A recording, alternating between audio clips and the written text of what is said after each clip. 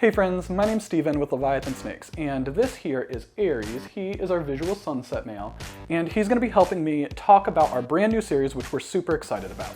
Our series is called The First Season, a Ball Python Breeding Starter Guide, and the idea of it is that from start to finish, any question that somebody might possibly have in their very first season of breeding ball pythons, we want to cover it. So this week's episode, or video, whatever, is going to be all about just like an overview, and it's going to hit like all of the different major stages of your first season and like the things that you should know before you even start. This doesn't mean that you have to be an expert on every single one, but you should take into account all of these different things, and in subsequent weeks we are going to be talking about each topic in more depth, and there's going to be some topics that aren't mentioned in this video but are really, really important to know. So hopefully you enjoy it. If you do, please like, comment, subscribe, and let's get to it.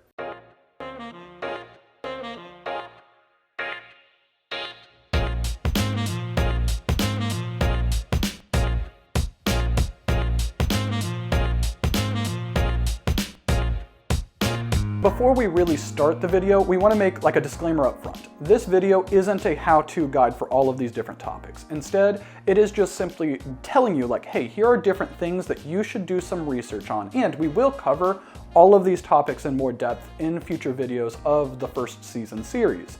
But this video right now is just kind of an overview. In addition to the overview, it's also going to give you the reasons why that all of these topics are super, super important to know before you decide to start breeding ball pythons. So, very first topic that we want to cover, because we think that it's the most important, is that before you decide to start breeding these guys, you should completely understand for every stage of a ball python's life, the husbandry that is required to just not even adequately, but like exceptionally care for them. So a adult ball python requires different husbandry than a baby ball python. Baby ball pythons are often much more skittish than adult ball pythons, and they often require smaller enclosures. So a lot of times in like caring for ball pythons as pets, people want these big, massive, huge enclosures that are like vivariums. They have lots of different plant cover, and these enclosures are beautiful and they take amazing care for the ball python. But if you have brand new hatchlings, that might make them feel intimidated because there's so much stuff going on around them.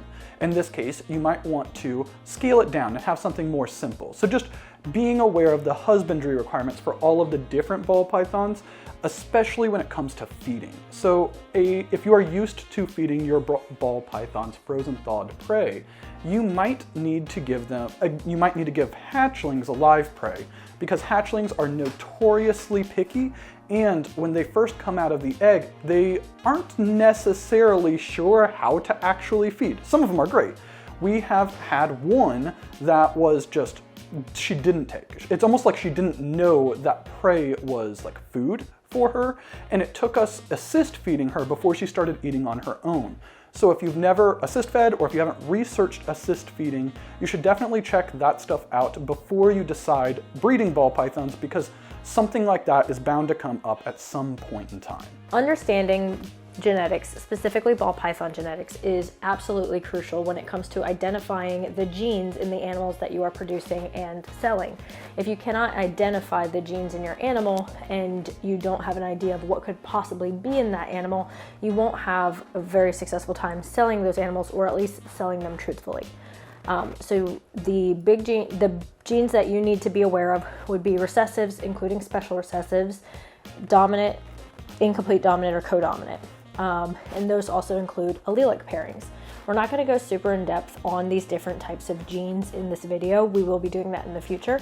But for example, you need to know not only what recessive means, but also the terminology around recessive.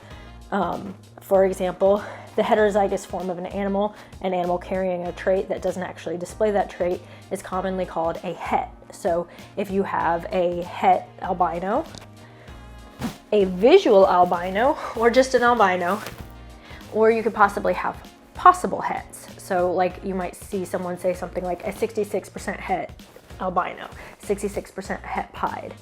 You need to know what those mean, and you need to know what it means to be 50% het pied. That doesn't mean that 50% of the time they're going to pass along the het-pied trait, that means that animal has a 50% chance of carrying that heterozygous form of a gene.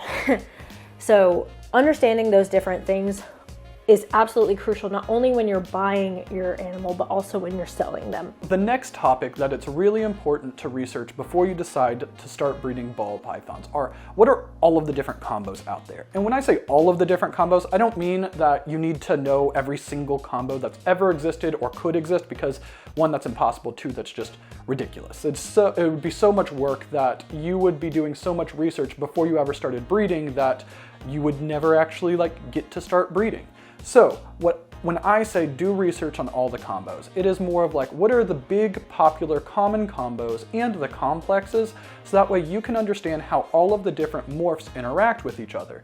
And while this has the positive side of knowing what really, really cool things you can do by combining GHI and Mojave or anything like that, it is also really, probably even more important to know the combos you shouldn't hit, because there are lethal combinations and other combinations that cause genetic defects in ball pythons, and it's generally considered, if you are pairing something that has the potential for a lethal combination, as an unethical practice in ball pythons, and it's frowned upon, and it can damage your reputation. And even beyond the reputation, it is causing undue suffering to the animals that we care about so much. So there's whole complexes, and you can do research on it, but the big one is spider to spider or spider to champagne. These are things that you should avoid. And there are other combinations that may not be lethal combinations, but have such a high propensity for genetic defects that you might want to avoid those as well. So do some research on all of the different combos, and especially find out which combos you should avoid making when you are deciding what animals to buy and what animals to pair. So another thing that is absolutely crucial to know before you start producing and selling animals is, can you sex a snake? And if you can't, do you know someone in your local area who you are comfortable asking for help in sexing your hatchlings? Not only will you need to sex your hatchlings before you're able to sell them to other individuals, it might be very important that you know how to sex a snake before you start pairing them, or when you're purchasing them.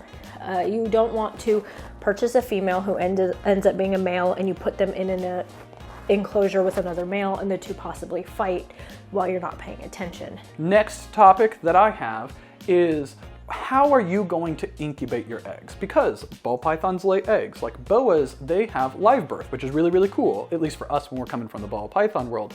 But because ball pythons lay eggs, you need to have a plan and know how you're going to incubate them, and how to set up hatchlings. And it's not super difficult. There are plenty of YouTube videos, there's plenty of resources that will be able to guide you through this. But understanding what you need to build an incubator, or to buy one if that's the route you're going for, as well as the entire process that it's going to take between pairing, ovulation, laying, all of those stuff, as well as the husbandry required for the eggs themselves. So that way you are able to progress through the whole breeding process and actually get the eggs and make sure that they turn into viable babies.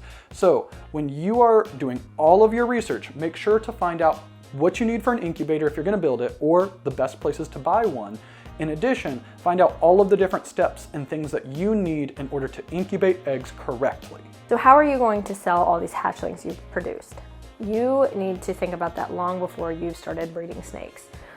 The best way to do it, in our opinion, is to go ahead and have a brand established, and go ahead and make yourself known to other breeders and people in the community, and to get your name out there.